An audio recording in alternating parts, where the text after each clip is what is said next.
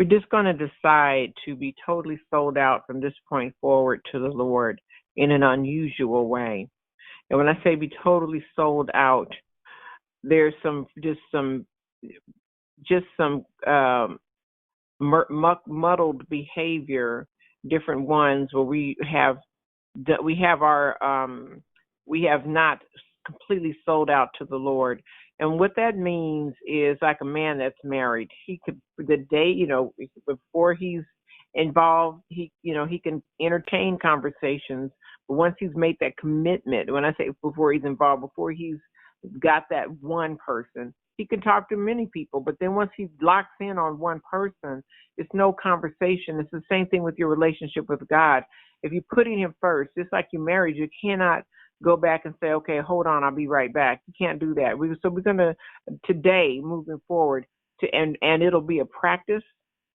If you slip off the wagon, get right back on, but stay on. God has to be a priority.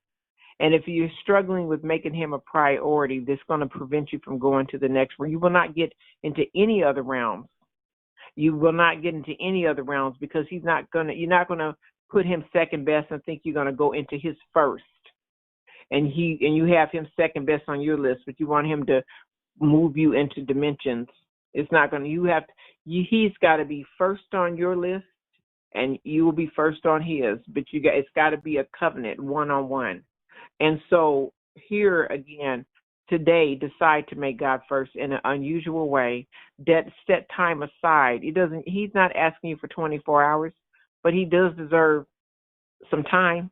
He deserves some set aside time. Schedule him in and stick to it like it's a job.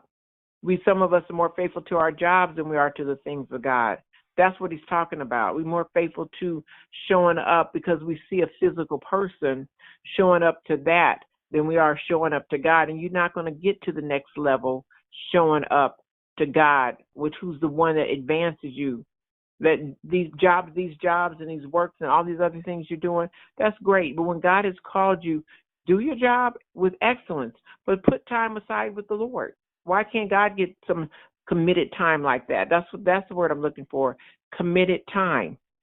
You put him like, when I get finished, after I eat the popcorn and watch the movie, after I go to the store, after I go this, after, and then you think you're going to get a bounce up, pop up, come to the front, throw down blessing. That's delusional. It is delusional. Who is God to you? That's what you're going to get. So you have to prioritize, be sold out in an unusual way. And wherever just know this. If you make your time with God at 6 o'clock in the morning, 6 to 7 in the morning, or whatever time it is, the phone's going to ring at 6:01, and it's going to be some nonsense because the enemy's going to attack whatever you set aside for the Lord. You make your time at 3:30 in the afternoon. 3:35, the phone is going to ring, or somebody's going to knock on the door, or some crisis is going to happen because the enemy does not want the consecrated time. If you fit God in, just like as a husband and wife, and she's all sloppy about her time with him, and he's all sloppy about his time with her, that ain't going to last very long because they didn't prioritize each other. They did not say to the other person, you're the most important person in the world to me. And then the other person said, you are the most important in the world to me. That's commitment.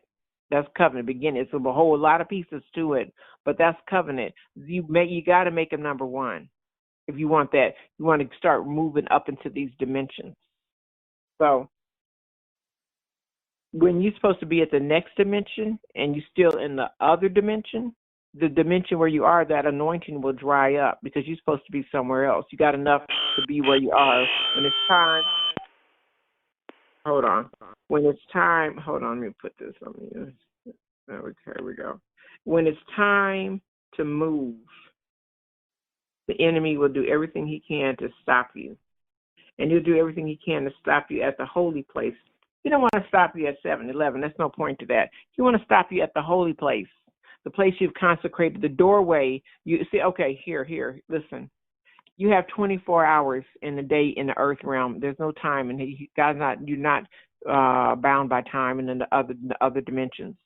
But in here in the earth realm, and so every day you have decided 6 o'clock, I'm going to spend time with the Lord, or whatever your time is. You have just cut out a window to go into the next dimension in the earth realm. At 6 o'clock, I'm going into another dimension because I'm going to talk to the Lord. In the earth realm, I'm carving out a time to move past this earth realm, this present time, and go up and talk to the Lord, which is in multiple. He's in all the dimensions, but you are going spiritually into another dimension to speak with him. You're going to sit and spend time with the Lord. He's going to talk to you.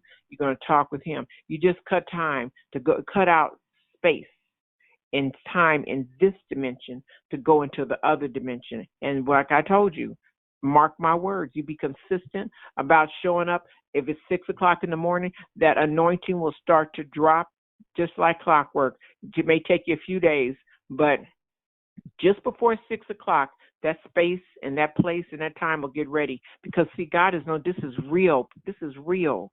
If you say, here on this spot, Lord, at 6 o'clock, I'm meeting you every day. It may not be 2 days go by. The angels will set up shop right there. Heavenly shop will set up right there. Oh, she's coming here. He's coming here. We're going to meet him here. And this is God is faithful. You can just do it. This why I had you guys setting up your altars a long time ago. But do it. Spend time and space. Dedicate, consecrate to God, and don't miss it. And see won't he show up. He shows up on this line every day because we show up every day. We carved the time out, and I'm telling you, I could not have nothing fixed. 10 minutes before, boom, message drops like clockwork. Lord, what do you want to talk? What do you want to talk about? And I don't know before the day of it happening.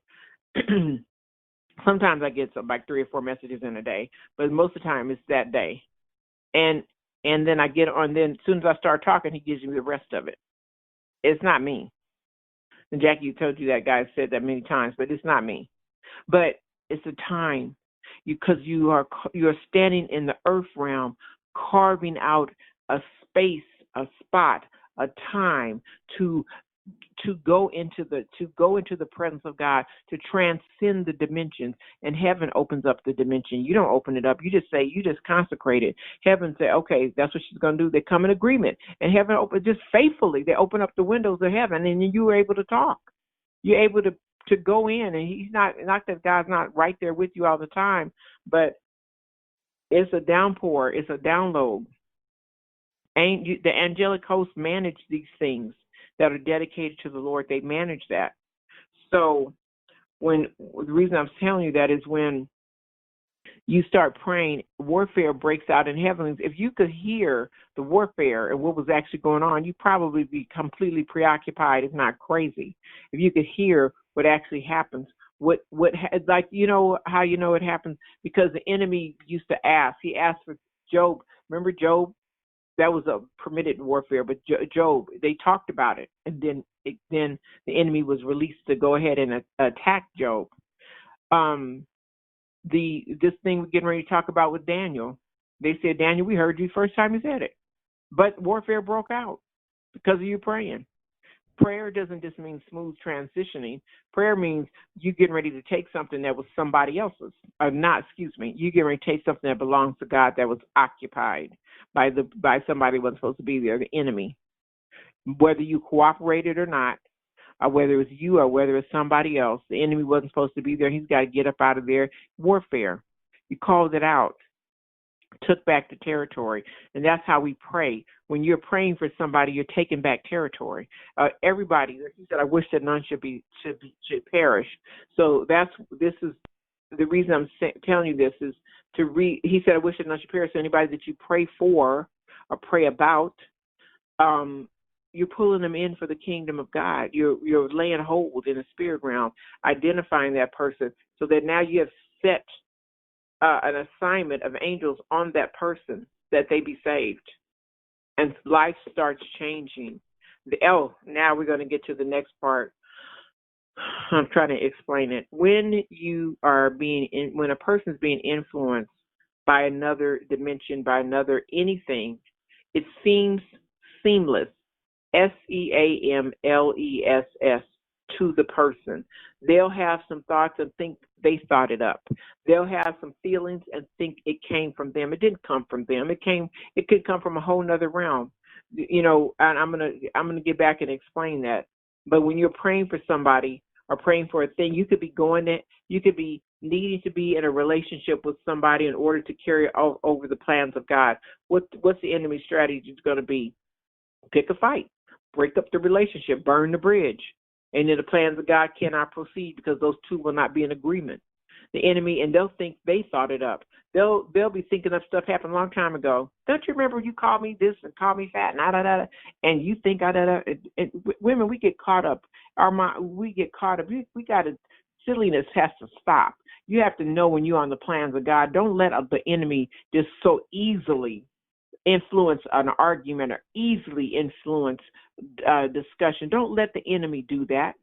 That's his goal, is to keep mess going because it stops the plans of God. Mess, MESS, is one of his strategies. And he'll influence, he'll whisper it in the back of somebody's mind. I'm going to say your mind, somebody's mind, and they'll think it's their thought, and it's not their thought. It came from the enemy. He dropped it just to see if they would pick it up. Just dropped it. Let's see if she'll pick it. Let me throw some other mess in there. Let me see if she'll pick it up. Don't get your mind just go to places and pick up no mess. Sometimes people imagine stuff that didn't even happen. Just go all down the street with an argument that never even occurred. Well, if she said that to me, I'm going to say this. If he said that, I'm going to say, see the preoccupation? That's how the enemy gets you distracted. And he introduced the thought from another dimension. You didn't think it up. And it didn't even come from you, but he drops it to get you to be distracted, to get your feelings. People have gotten their feelings hurt about imagining somebody said something to them, and the person never even opened their mouth. Or worse yet, people pick a fight with you about something you said, and you never were even in the room. You guys have all talked to people. So what are you talking about? I wasn't even there. I didn't. Yeah, you remember you said so. I didn't say nothing. Just drama. This enemy, it will drop. That's why he said, whatsoever things are, think on these things, because you're fighting in dimensions. And I know this is kind of scary because we all dreamed something or thought something. Did that really happen? Especially when you get older. Keep your mind on the Lord. Do not entertain. If it's a conversation that is not directly attached to what God has you doing or where you're supposed to be going, release it. Don't sit there and start processing the old stuff. Drop stuff. Did they really say that? Did they really mean? You'll be off. These are things that happen where the enemy will. The reason I'm telling you, the warfare happens in your mind. The warfare happens in your spirit. But if the enemy can create a mindless, pointless conversation with some drama in it, and you drop it in your head, he got you off track. And don't bite. As fish get caught, snatched out the water, don't bite on that. If it didn't come from God, you don't have no business looking at it. If it's not of him, you don't have no business picking it up. You don't have no business putting that conversation, because things enter the dimensions that they can access you, and from dimensions, and they can access you if you're listening. That's why your mind is on the Lord. And the reason I'm saying that is some of you want to do something, would do something, and then here you get distracted, like little butterflies flying around. You just get distracted. You can't stay focused on what God has you doing. And this is where the word comes in. This is where you start rehearsing. You got to be able to pray and focus in and stand your ground. If he tells you to stand and you take claiming territory, and all the enemy got to do is have some little thing fly across and you down the street, you're not going to never take nothing. You're not going to never take in a territory because you get distracted. If he can bring up something to take your mind off of what he does not want you focused. The enemy does not want you on focused prayers. Let me put it like that. He don't want you consecrating the time, and he don't want you calling out the word. He doesn't want you speaking faith. He does not want you focused in on what he would have you to do. And warfare is everything focused. Warfare is intention.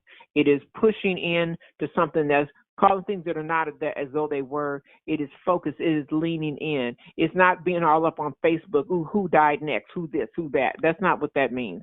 Who or what? I want to make sure I get attention on this. You might be working on something that nobody even knows you under the hood working on it in the prayer realm, that you're actually praying for stuff.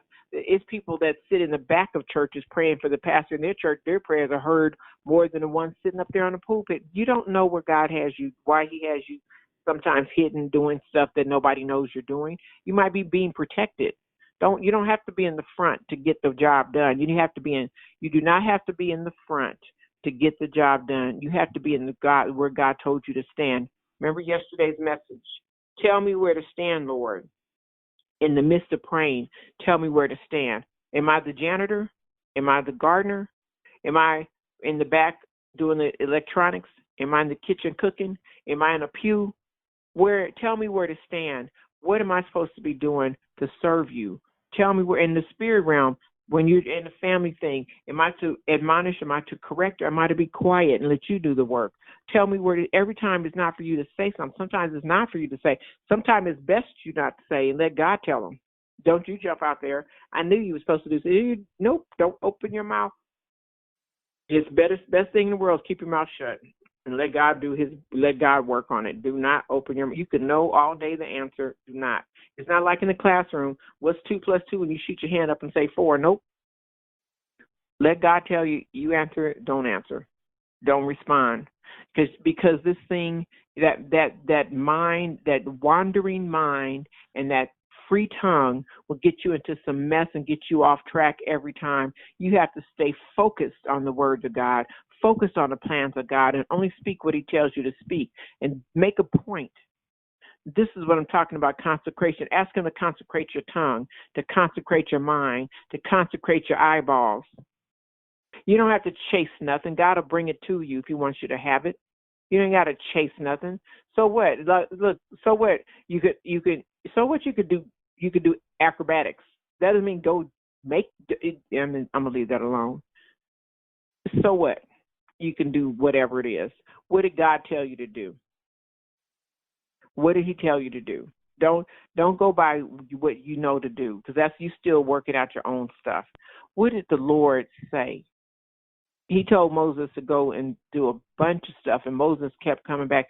I stutter. I can't do it. It just self-esteem stuff happening all. And the Lord said, okay, take Aaron. Since she's so scary, take Aaron. Since, I told you to go, I'm going with you, but you want, okay, take him. Okay, so that's what happened. But the point is, God, listen to the Lord. He knows what he's telling you. You don't worry about it, how it looks on the outside. Be sold out to God. It should be like this. There's one thing I know. I prayed, I talked to the Lord on a regular. I know he's speaking to me on a regular. And I'm going to be quiet. I'm going to listen, make sure I get it right. I'm going to do what he told me to do. And I don't care if I get credit from it in the earth realm. I don't care if anybody knows I did it. Me and my friend God, we heard it. He told me what to do. I'm going to do it. And I don't have to get credit. I don't have to be paid. I don't have to do this. God will make sure I get it. He'll make sure it finds its way to me. And sometimes it does bust you out in front of everybody. Okay, but however he wants to do it, don't be distracted. The enemy will look for a snare. And when I say it comes from a dimension, the most important thing today I want you to understand is when the thought, if a thought makes you anxious, makes you upset, hurt your feelings, innocently hurt your feelings, crushes you, somebody's being mean, you don't have to wonder if something did not come from God, because God's not going to hurt you. So if it's coming from something that's not of God, pay attention. How did that make me feel? In my spirit, it disturbed me, makes me feel fearful, anxious, danger, Will Rogers, you feel danger. Then pay attention and take it before the Lord. And the Lord will handle that. That's warfare. Bring it out in another dimension, trying to get at you through your mind, through your emotions, through your memory, trying to stop you from staying focused. And a lot of times he will use family or loved ones to float in just a little thought. And you're like, well, maybe so. And I don't like that church because that pastor, just going. Pay attention to God. The enemy is not going to, how is he going to get to you if he doesn't talk through somebody around you? You have to listen. You have to be on, especially discernment, keying in on the thing. God has you on a prayer assignment. Don't let people get you distracted. Stay on your point. And it's an easy thing to happen because he will hurt feelings is one of the things, getting people to argue and have their feelings hurt. When your feelings hurt, you don't want to be around the person no more. You could be around a person that hurt your feelings because what they're saying, it's not them, it's the enemy. And know who you're talking. Don't get mad at the person. That's what you do in your prayer closet. Devil, I see you. I've shut it down right now in the name of Jesus. Stick to the program. Pray, when you recognize the enemy, that's when you go back and you pay attention. That sometimes you will be praying over one person, not a whole group. He might, if he gives you on a prayer assignment with somebody, it might be your child, relative, neighbor, somebody. You are not wrestling with that human being. That human being is subject to suggestion. You see people, they're happy one day, mad the next day. Before it became a clinical diagnosis of bipolar or whatever they want to call it, but a lesser version. Sometimes look in the spirit realm. Why today you find tomorrow sudden mood swing changes? Check the spiritual realm of that. Pray over that thing. Don't just let people, because they'll disturb you. If you let today you're happy, today you're sad, today you all over here, something. Stop it. Set it down. You don't be swayed back and forth. You be consistent in the spirit realm. You be consistent in the things of God. You be consistent on what he tells you. You be like a rock, like Daniel was consistent. One thing you know about these men and women of God, they are predictable and consistent in the things of God. David was a warrior, but he was a praiser. He was consistent. You be consistent. Let them say, you know where to find me? I'm gonna be on this third floor of that north window open at 3:30. Come with your bad self, because I'm gonna be praying every day, all the time, same time. I'm right there. You don't have to sneak up on me. I'm just like Nehemiah. I'm not coming down for your silliness. I'm doing a great work. You prioritize the things of God and recognize the enemy. Part of the problem, we don't recognize them and we get pulled aside. And you shouldn't have to ask if it's of God. I'm listening to people say, people have been saved for years. You think that's God? Why don't you know God's voice by now? You should know his voice by now. You know what he sounds like. You know what it is. If it's got you arguing and fighting, it's not God. If it's some selfishness in there, if it works of the flesh in there, that's not God. And saints, men and women of God get caught up in that all the time. I like this one. I don't like that one. You don't have to. Jesus said that your behind will be out of heaven. Don't say I like, I don't like. I love all the men and women of God. I love the children of God. That's your job. You don't have the authority or the spiritual aptitude to know who to like or dislike. You didn't have to get into heaven yourself. You got into heaven. Thank you, Jesus. I got a seat. Let me see if I can help whomever else get a seat. Getting into heaven. Let me see if I can help. I don't have a right to dislike anybody. I have a right to. There's something wonderful and loving about everybody, and that's what the eyes of God. Everybody's capable of changing. Even like I was listening to Michelle Obama. I'm gonna say it. There's some admirable things about Donald Trump when he's not acting crazy. But like Michelle Obama said, he's not fit to be president. But that doesn't mean he doesn't have a nice side. That doesn't mean he doesn't have some redeeming, wonderful qualities. But he's got some. But you see, you got a mixture, and somebody with certain issues should not be in charge of buttons or nothing on that dashboard. Get back away from the Oval Office. You do not put your pen down. Back up. That's not your job. That's not the one for you. Something you are designed for. You are excellent at selling real estate, maybe, but this is not your spot. That's all that is. I don't hate the person. You don't hate people. You don't dislike people. They can do some good things, but you have to ask. This is God's business. People, that's God's business. Your business is to pray God's will into the earth realm. Your business is to not be in judgment of anybody, because by the grace of God, depending what he's listening to and what's influencing him. You don't know how people, if you knew the life of many people, you'd have more compassion for them, because you don't know what happened to, and you don't know why they are angry or jealous or have fits of rage or why they act like they act. You don't know the history. So let's do this. Let me not look at the physical manifestation. It's much easier to pray for people from another realm, because if you pray in that there's warfare, you understand there's warfare breaking out in another realm that's influencing this person. then you start praying different prayers.